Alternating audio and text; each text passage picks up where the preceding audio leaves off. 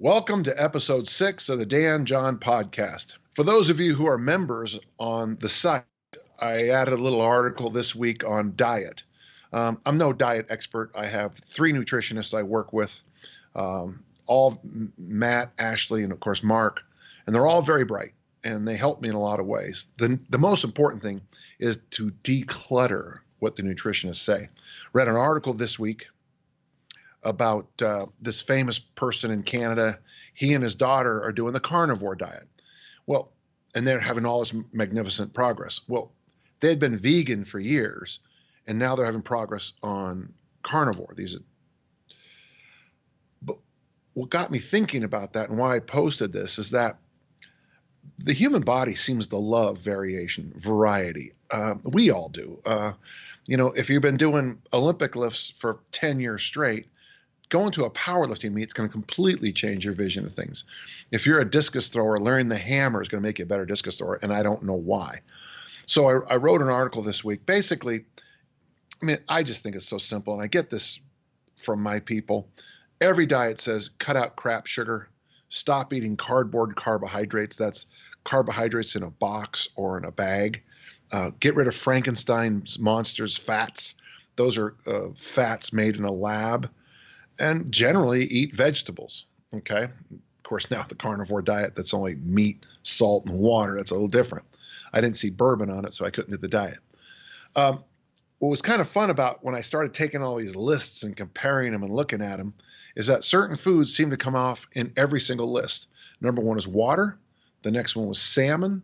The third one was members of the olive family, either olives or olive oil. And the fourth one was coffee. And every so often you'll hear people getting on coffee. And my thought is, and this is my takeaway with a lot of this stuff, is coffee and red wine seem to have magical properties for longevity. And my thought is it's nothing that's in the wine, nothing that's in the coffee. It's the fact that when you're having a bad day, I'll say, hey, come with me. Let's go get a cup of coffee. You'll come over to my house and we'll make dinner, but before we have dinner, we'll open a little red wine and drink. See, I think the keys to all the stuff on longevity is the social connections. The word fit comes originally from the Old Nordic, meaning to knit. And the best way to look at the word fit correctly is with a jigsaw puzzle. The pieces fit. So the more knitted you are, generally, and it's always a question of longevity. There's one issue, quantity versus quality. But if you're knitted, the quality of life raises up. So it's interesting. I start talking about diet nutrition, but it almost universally brings me back to what we really need to talk about in this area is we sit around the table, we share stories, we share food, we drink water, we drink coffee, we drink wine. But the idea is that we knit together. So for me, food is always about community. And in a way, if you come to this house, community is always about food. I hope that helps. So we have a question from Slizzard. I would like to hear your opinion on supplementation. Look, we can just stop right there. We always make the joke in this field, supplements supplement. If you're not eating your vegetables, if you're not eating your protein, you're not drinking your water, let's not talk about what you find at the grocery store or the pharmacy or at the nutrition center. Supplements supplement. I think they have value. I've been a big fan of fish oil for years because of the effects it had on me and my athletes, especially in the quality of skin, which I've never really been able to figure out. A person told me one time it's because you've added more omega-3 over the omega-6 that dominates the American diet, and your skin, being the largest organ of the body, reflects the fact that your inner blood chemistry is better. And I thought, well, I hope that's true because that sounded really, really good to me. Magnesium is an amazing supplement, especially for athletes and special forces guys, because it helps them fall asleep.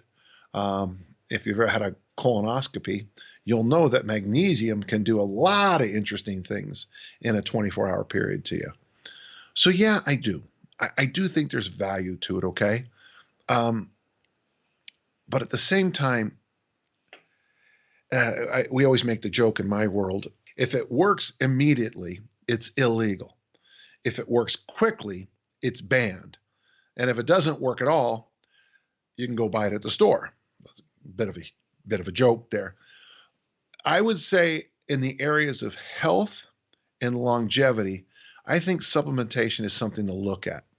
In the area of performance,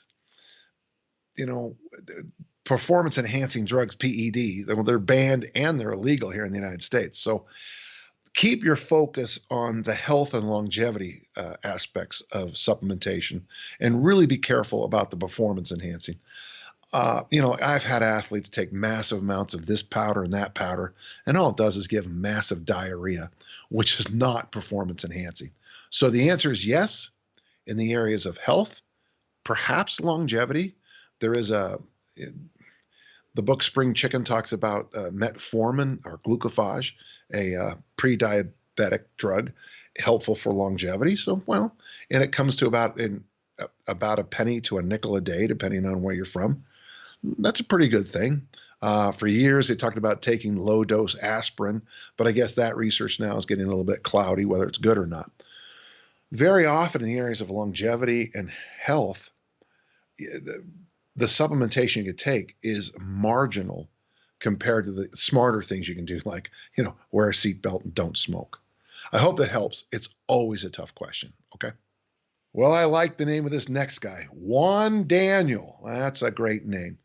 Just started Mass Made Simple, and although I'm 154 pounds, I can't do the weights recommended for squats, and I'm using the under 140 pound, 5-pound weights. There's right in the beginning of the book, I talk about that 6-week preparation program. As Brian and I are talking this morning, I'm back on the fast mimicking diet. So it's a 5-day, it's a tough 5 days in some ways, where basically I eat about 500 calories a day. See, I think the fast mimicking diet is a great way to go into Mass Made Simple. First, you lean out and then you bulk up. And that historically has always worked well. I'd love working with wrestlers when they come out for track and field, because they have such a jump in everything after how difficult wrestling season is. Track is just a picnic to these guys. So maybe your preparation for the program wasn't good. Now the question you're asking, can I drop load? Absolutely. Absolutely. There's no problem with that at all. In fact, I often have older, as we discussed here, older adults start with lighter weights. You ask a good question here at the end. Is there a problem with going to lighter weights? No, absolutely no problem at all. It's just a simple program. In fact, I think you might have great value in using the weights for a 135-pound guy and dropping those first 2 weeks to 95, because it accumulates. One of the things most people miss is this great thing that East Germans used to talk about. First, you accumulate a lot of qualities. Then you intensify, and then you transform. Like in the case of a discus thrower, you might play 20 sports and learn 100 different lifts. Then you say, I'm just going to throw the discus and I'm going to do these 3 lifts. And then it becomes a moment where you transform into a discus thrower. I think the way you're doing Mass Made Simple is that you're going to accumulate a lot of benefits. And maybe not this time, you'll probably still gain mass, but maybe next time you can go a little bit more intensely. But it's a good question. And Juan Daniel, I just got to tell you, I love the name. Joseph asks a very simple question, I think. My question is regarding how you implement core training into your athletes. Do I do core-specific exercises? Well, if you read 40 Years of the Whistle, I tell you everything in that book, but I don't even know what you mean by core anymore. I used to understand what people meant, but if you're doing heavy suitcase carries, with whether 45 kilos per hand, one-handed carry, 45 kilos in it, or 100 pounds in one hand, and you go for a walk, call me tomorrow and we'll talk about core. We do core in the movement. Core, and it's a terrible word, because if you mean bracing, or what we call it, anaconda strength, I'm a little closer in understanding what you mean. But You would never walk up to a javelin thrower and say, do you work your core? Because all you need to do is see the event and just check out their 7, 8, 9, 12 packs that they walk around with on a normal day. We train core in loaded carries, back squats, the hinge family, the anti-rotation work. That would be like the one-arm bench press and the one-arm row on usually a suspension trainer. But yeah, all those things are core. I don't believe in this Frankenstein's monster training at all. Arm day, leg day. None of that. I don't like that. In fact, I don't like it when someone tells me they're doing an exercise like front squats and, ooh, I feel it in my quads, because that's just nonsense the way the human body works. There's a new way of looking at muscles. You don't have 600 muscles. You have one muscle divided up into 600 places. I like that much better. So yes, obviously we do a lot of them. If you snatch over 300 pounds, you'll understand tension and core very, very well. Lawrence, I agreed to run the Salt Lake City Half Marathon in April. Well, I have to stop right there and ask why, but I'll continue reading on. It'll be good for me to have some physical challenge first thing out of winter to keep me on track. Yeah, I don't mind that. I do like the idea of challenges. So I will grant you, Lawrence, this. In our family, we have a little joke. Do you run? And we answer, from what? So we're a different family here. Now for the question. I'll be working from mid-January through March in Wisconsin, 40 hours a week and home just a couple of days a month. I'm a forester. Well, I got to tell you right now, if you're a forester, you're going to be in shape for that 13.1 half marathon, but we'll continue. Most of my days walking and possibly snowshoeing at low to moderate intensity. I can almost rule out any possibility of any easily available cardio machine and running in sub-zero. Doing any kind of running after a day like that, we both agree would be difficult. He can bring a pull-up bar and a kettlebell. Well, I think that nice low-level, long walks, snowshoeing, mixed with some basic kettlebell exercises, I think a hinge variation, a goblet squat, and presses is a good idea. And then do your best to just drive your pull-up to the roof. If you're doing 10 pull-ups now, I'd love to see you do 20 by the time this winter is over. Jump up on the bar and do sub-maximal set after sub-maximal set. If you can do 10 pull-ups, do a bunch of sets of 5. Just practice until 5 is so easy, you jump to 6. And then 6 is too easy, you jump to 8. To get in shape for half marathon after what you're doing, probably the only thing you'd need is a tiny bit of road work. When you get a chance to go for a moderate run, that's going to do all the qualities you have. It is interesting, getting back to what I talked about accumulation. With all the snowshoeing and walking in the winter in the cold, and then you're adding some kettlebells on top of that and the pull-ups, you're really preparing yourself to easily handle that half marathon. And your only job is to, just keep going and finish. Yeah, I actually think in a lot of ways, if I was working with a track team and I said, have our distance runners spend the entire winter cross-country skiing, snowshoeing, the number of running-related injuries would be almost none, and they would have that massive base to build on. My old college friend and teammate and occasional drinking buddy, whenever he got a chance, Tarl Lidvigsman, famously won a cross-country ski race in the middle of our indoor-winter season. He got in trouble with Coach Mon because they gave him a prize for it, and he had to, because of the NC2A, he had to donate the prize to the university. So he's one of the few athletes I've ever heard of who's actually donated to the cause during the season. But he was magnificent. My friend Ed asks a very simple question. How do you put the armor building complex into a weekly program?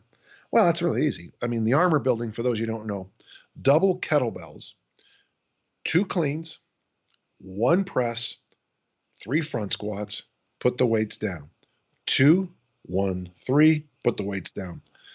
When we're getting people ready for the Russian kettlebell certification, we do that workout. It works out to about once a week. You could pick You could do the simple system of every minute on the minute, which is, ancient. People have been doing that since the beginning. Um, you could do it.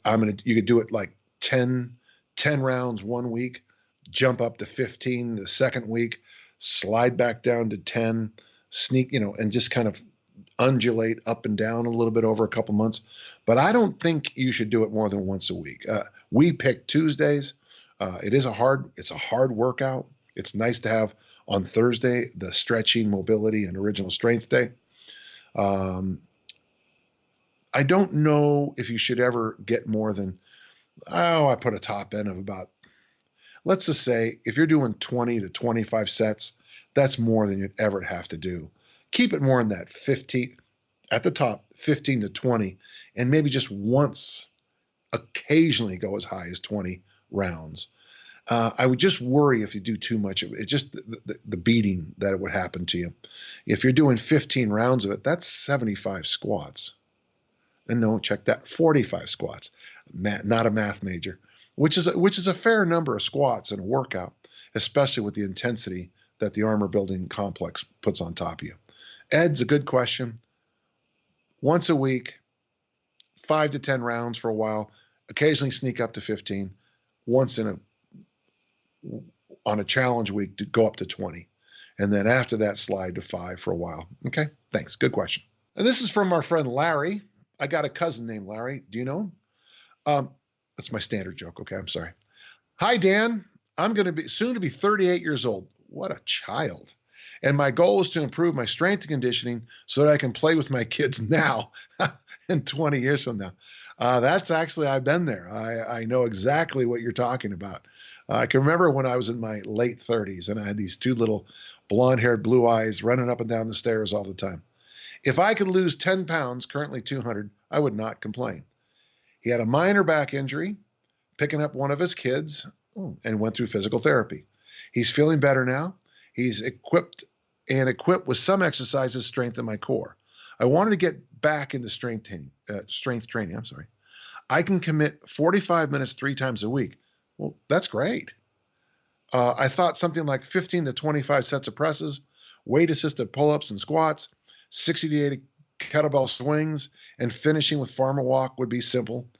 And I'm looking at this. Does this sound reasonable? Yeah, you just basically quoted every book I've ever written. The weight-assisted pull-ups, that's actually impressive if you're doing it with 200 pounds. But I'm not trying to sell here, Larry, but I want you to think about this. We have a thing called danjohnworkouts.com. And if you plug in the equipment you have, we'll just knock workouts out for you for the rest of your life. You would plug in the equipment you have. I would check the box on 30-minute workouts just so you can do a little extra warm-up in the beginning. And then, wow, it looks like you could probably come in and start as a 7, 8, or 9, and maybe even a 10, and we'll just generate workouts for you that look just like this for the rest of your life, okay?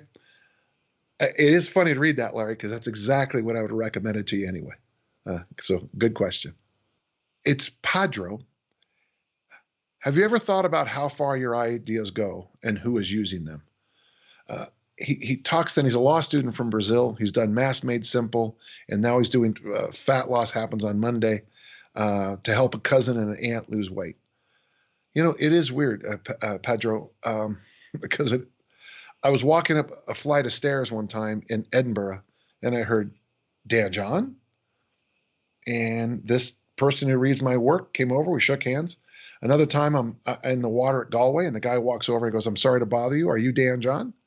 My daughter was in a bar in Dublin, and her and this guy she just met decided to become Facebook friends. And he goes, how do you know Dan John? And she says, he's my father. And he totally fanboyed out on her. My daughter Kelly has dozens of stories of just these random things that have happened. So yeah, I'm sort of familiar with it.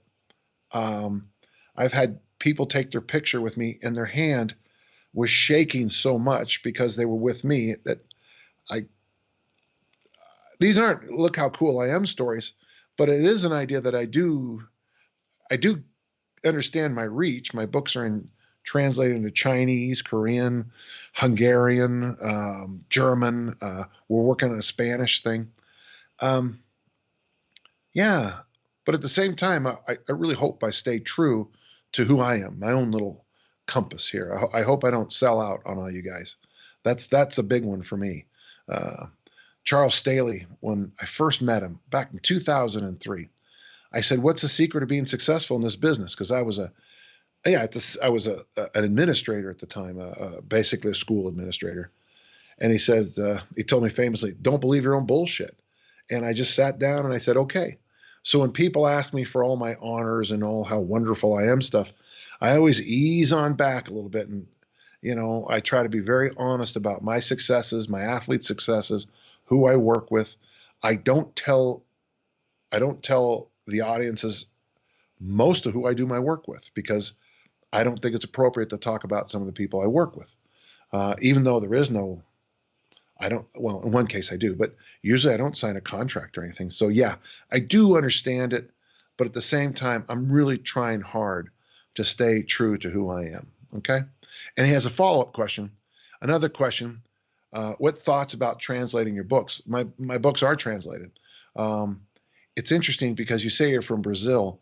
Translating my books into Portuguese might be miles easier than translating them into Spanish. There seems to be an issue with uh, Spain Spanish, Mexico Spanish, Venezuelan Spanish, Colombian Spanish, that seems to be a barrier into translating the books. I am out of my element right now, but that seems to be a very common issue. Good questions, Pedro. Okay, got a question from Zachary. And before we begin, Zachary, I have to say something. You're going to ask me to critique another trainer's materials. I'm never comfortable with it, even when I've done the program myself. But I'll be honest and as I can with you. I am currently doing a Jim Wendler program 3 times a week that includes the 4 big barbell lifts and supplemental work. And of course, Wendler would be bench, squat, deadlift, and military press. We had great success with it in season training back in the day. And Bigger But Boring is a wonderful program for high school kids, especially for those of you who don't know, that would be his basic 5-3-1 program. And the way we did it was if you did the military deadlift day, you did 5 sets of 10 with the bench press squat. And then the other day, on the bench press squat day, 5-3-1, we did the military and deadlift the 5 sets of 10 and go much lighter than you think.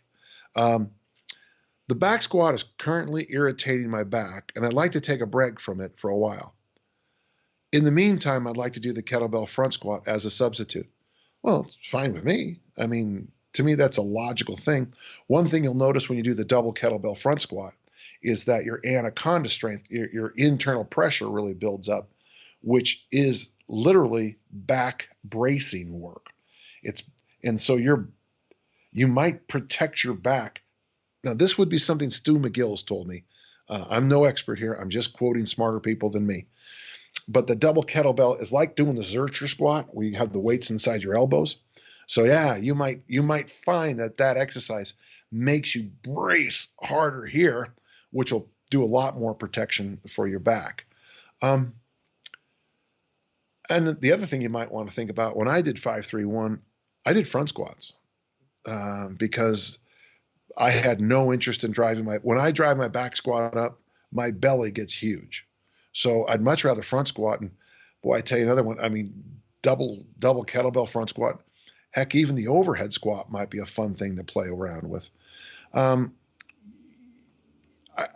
always worry about this kind of question because I don't feel like I need to give you permission for making an intelligent decision.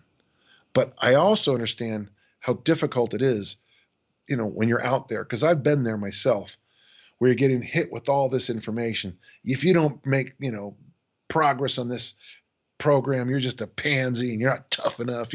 I hate that macho posturing. And I've met some of the people who've done this, and honestly, in real life, they're not like that at all. So it bothers me when they have this. There's a word called persona, and the word personality comes from it, and it really means that my personality is the noise, sonic. My personality is the noise that I make. The other day, we are joking about this thing called the bro sauna.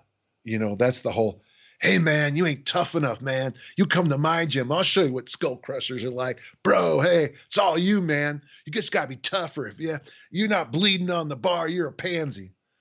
Yeah, okay. Yeah, that's your bro sauna, which I thought was hilarious, but I might be all by myself there. So, yeah, let's do this, Zachary. Do it. And I need a small favor from you. Keep your reps on this. Keep them a little bit higher. And all you're doing is you're just going to do the double kettlebell front squats. Keep the reps higher than the 5-3-1. I would say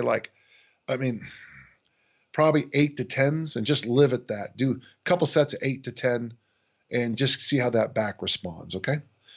It's an interesting question. You have my permission anytime, any place to replace anything you'd like, okay?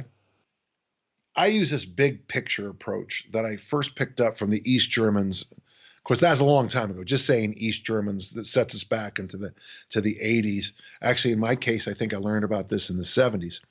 And it's this idea of building an athlete and building a year. And I just always loved the way it was explained. The three words are accumulation, intensification, transformation. And you'll notice that I have programs called transformation programs. So I think one of the mistakes a lot of people make is they don't accumulate anymore. They get a program, they buy a book, and that's it. This is the program I'm going to do. And I'm not ripping on anybody, but let's just say it's Marty Gallagher's program. So twice a year, I'm going to do 12 weeks of squat, deadlift, bench press. Well, that's great. Marty's programs are phenomenal. But don't forget, Marty came from an Olympic lifting background. And I'm sure, and I know that Marty knows a whole bunch about bodybuilding stuff. But when you read his programs, you're reading that narrow focused at the next two levels. So when you first get involved in our field of fitness, strength and conditioning, whatever you want to call it this week, the fitness industry, you might learn all about machines, and that there's nothing wrong with machines. And then maybe you should flitter over to calisthenics for a while. Then maybe you should learn gymnastics, then the Olympic lifts and the power lifts, and then this exercise in the kettlebell world and the suspension training world and this and this. You want to accumulate as much knowledge and physical knowledge. It's not just intellectual here. It's that movement family you need to master. Once you figure out from there what works for you, or in my case, where we're heading with our goal set, then we're going to up a few of those numbers. So if you want to be a better discus thrower, well, you're going to have to throw the discus and maybe do one or two other fun things. But then you have to snatch and clean and jerk, or snatch and clean, depending what kind of program you're doing. And as you get stronger and stronger and stronger in those two, 3, 4 lifts and the throwing, pretty soon those other fun things that you're doing have to drop off too, because now you're transforming into an elite thrower. Now, the mistake I often make, I wish I had one more word to share, but I use the word transform in two different ways in this model. The first is to transform you into, what the goal we settled on, elite discus thrower, 7% body fat, 6% body fat, whatever it is. And I also use the word transform one other way. Once you get to that place, you got your goal, you breathe out, everybody hugs you, you have the big party, you get the trophy, you get the picture. Then we need to transform you back into accumulation again. So transformation is a big kind of flip.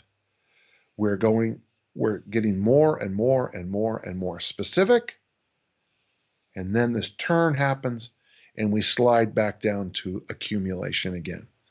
I had a question the other day about absolute specificity, and I thought, very few people can make specificity work. In fact, I don't know if I've ever made it. The joke I used not long ago with Pat Flynn was, some idiot one time told me that to throw the discus far, I should do this dumbbell fly exercise. That is as stupid as anything I've ever heard in my life, because as you go across the ring, you don't suddenly peck fly the discus out there.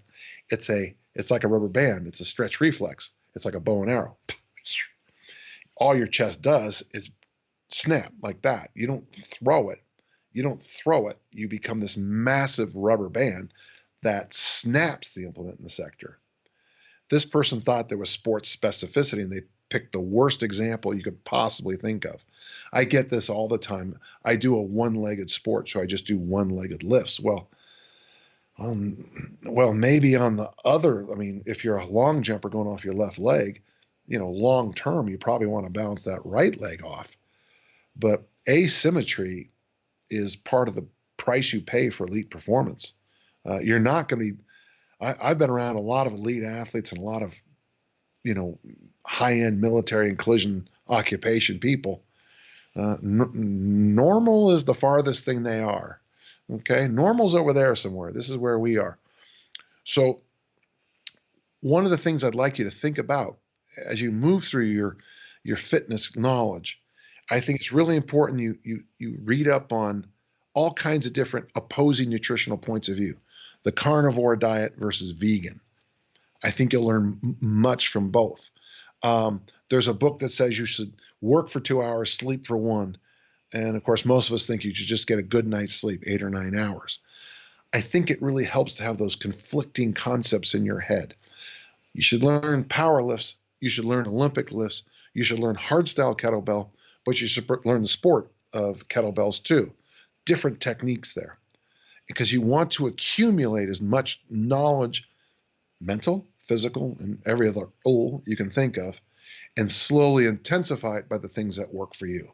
And then transform for a bit, and then slide back down and repeat it. We call this the AIT, accumulate, intensify, and transform.